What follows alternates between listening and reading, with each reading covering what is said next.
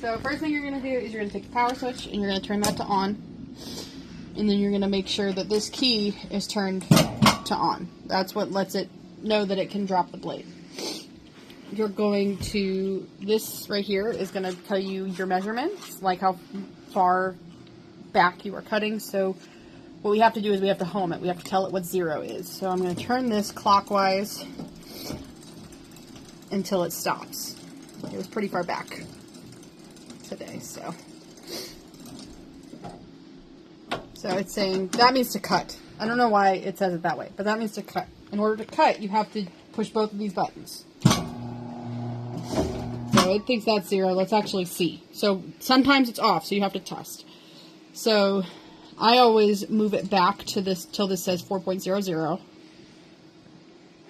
And if this isn't working, it's because it's pulled out. You have to push it in to make it turn.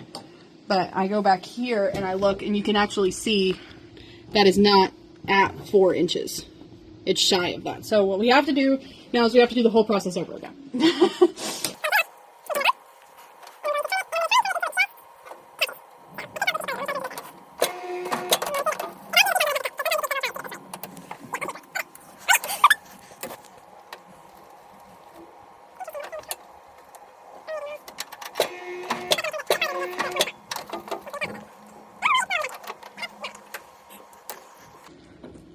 This time, I'm going to turn it until it says that it's time to cut.